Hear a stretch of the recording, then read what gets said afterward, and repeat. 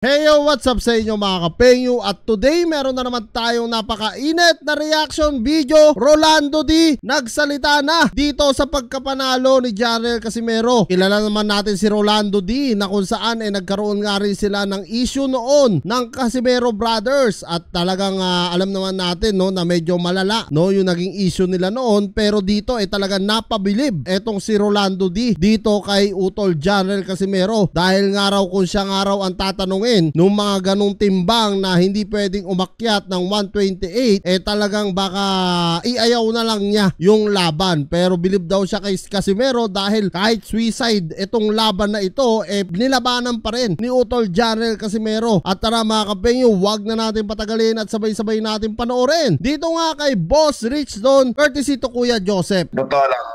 Magiging honest ako lagi sa opinion ko. Hindi ako magiging bias kay sa Casimero, hindi rin ako magiging bias sa kanya. So, atleta ako. So, ang masasabi ko, sobrang napahanga talaga ako nung last na panalo niya. Yun, maganda. Kasi fighter ako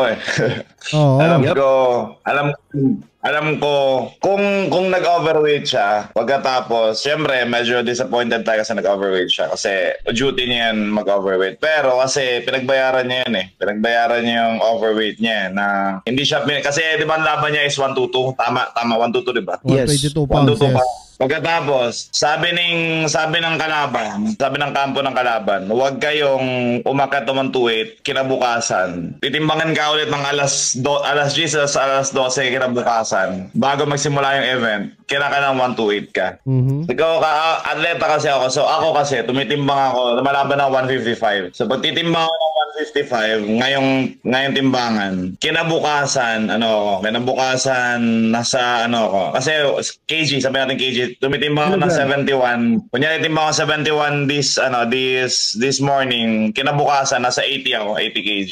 So ang sinasabi ng kalaban is kinakailangan umakyat lang siya ng 122 to 128. That's 1, 2, 3, 4, 5, 6, 7, 8. That's 6 pounds. So that's just 3 kilos. So that's impossible to recover. O yan mga kapengyo, rinig na rinig nyo mismo kay Rolando D no, na talagang imposibleng araw na makarecover ka sa binigay nila sa Ul Sanchez no, na kung saan talagang napakahirap po talaga nun no. Isipin nyo, binigyan lang siya ng 128 pounds before the fight, 5 hours to 4 hours before the fight, talagang doon lang siya nakakain, di ba? Sabi nga ni Jarrell, isang beses lang daw siyang nakakain talaga, at the rest inom ng tubig o Gatorade, mga ganyan mga kapengyo. So sobrang hirap po talaga ng sitwasyon na dinaanan ni Jarrell Casimero. Even though na si Rolando D no, fighter din yan, kilala naman natin lahat yan na talagang lumalaban din siya sa mga ganitong sports, talagang sinasabi niya no, na talagang napakahirap mag-recover ng ganon.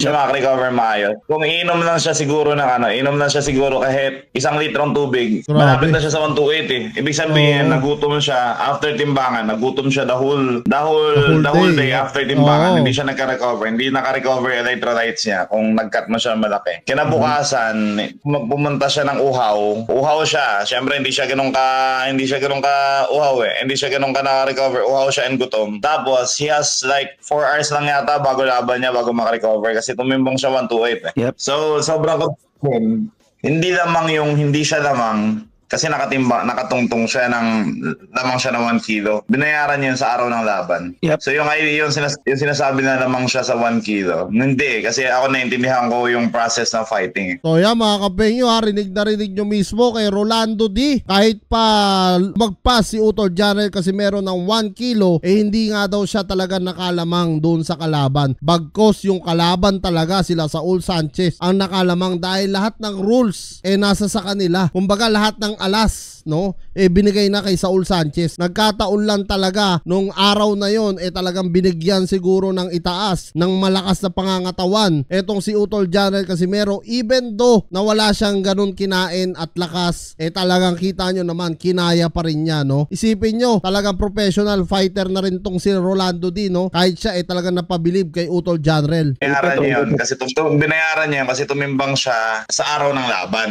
Sa araw ng laban ng 128. So tama. He meant to lose. Totoo lang. He meant to lose that day. Ako, Alam mo, sa totoo lang, tama yung sinasabi ni Rolando D. He meant to lose. Ibig sabihin talagang, alam naman natin lahat, no? Napakadami ng nagkalkula nito na matatalo talaga si Utol Janrel. Alam nyo, sa totoo, ako, real talk, kahit ako, hindi ako makapaniwalang nanalo si Utol Ang iniisip ko talaga, abutin ng 10 rounds to, tapos sa decision, matatalo si Utol. Kasi nga talagang, medyo wala siya sa kondisyon, no? Nung araw na yun. Kasi napakahirap po nun. Pero yun hindi siya kakain buong madaling araw nun, no? Puro tubig lang yun kasi nga kailangan niyang makuha yung 128 pounds na hinihingi ng kanyang kalaban, dahil kung hindi, disqualified siya, mawawala na talaga sa kanya yung mga pangarap niya, yung mga laban na gusto niya, mawawala talaga lahat ng yun. So 50-50 fight talaga itong laban niya kay Saul Sanchez, na kung saan talagang inangat ulit itong si Utol Janrel Casimero. Gusto ko manalo si Casimero, pero he meant to lose that day kasi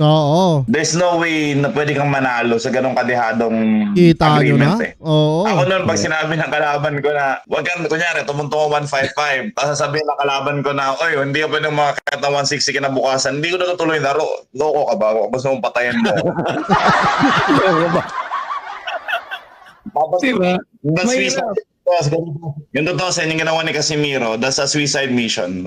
Suicide mission yun. Grabe, kita nyo naman rinig na rinig nyo mga kapenyo that's suicide mission, yung ginawa ni Janrel Casimero. Ganyan niya kamahal yung mga solid fans niya, na kung saan ayaw lang niyang mapahiya ang bansang Pilipinas. Kaya kahit na suicide na yun, itinuloy pa rin niya yung laban. Sa totoo lang, talagang 50-50 fight yun mga kapenyo. Talagang nakalagay na yung kaliwang paa ni Utol Janrel Casimero sa sa bingit ng kamatayan, dahil masasabi ko na sobrang hirap nun Sipin nyo lalaban, tumakbo ka nga lang na walang kain, di ba? Manghihina ka na. Yung pa kaya makipagbugbugan ka, makipagsuntukan ka, tapos tumatakbo pa kayo sa ibabaw ng lona. Napakahirap po talaga nun mga kapenyo, kaya talagang pambihira yung talent talaga nito ni Janrel Casimero. Hindi lang basta ako ang humanga, napakadami na. Kahit nga ito mismo si Rolando D sa mga sinasabi niya ngayon. Kasi dehydrated siya. Oo, dehydrated siya, gutom siya. Tapos lumaban siya. Plus the idea na natapos niya ang laban ng first round. Oo. Nang halos hindi mo siya nahirapan Hindi siya nahirapan. Even my wife, medyo kasi dahil nagkasagutan kami ng Casimero, di ba? May Casimero dati. Nagkasagutan kami ng team nila. Noon kami ng wife ko. Yung wife ko medyo, syempre, dahil marami na sinabi sa akin before, galit, medyo may ill feeling siya. Pero nung after na natin na Casimero, sabi ng wife ko, habang nanonood kami, grabe naman galing ni Casimero. Paano siya nanalo ng dehydrated siya gutom? So yan kahit nga yung wife pala na ito ni Rolando D, nagulat din at napahanga din ni Casimero. Grabe. Kasi yung wife ko, fighter din kasi yun nag-boxing champion. So, she understands the process. So, yun, masasabi yun yung comment ko. I mean, we're not friends of Casimero. I'm not a friend of Casimero, but I'm a fan of boxing. So that's my judgment. That's my judgment on that fight. Hindi ako pwede kasi pangit kasi yung idea na magiging hater kasi is bad. Ayaw ko maging hater na Casimero na kahit anong kabutihang nagawa niya sa sport, ilalaitin ko pa rin siya.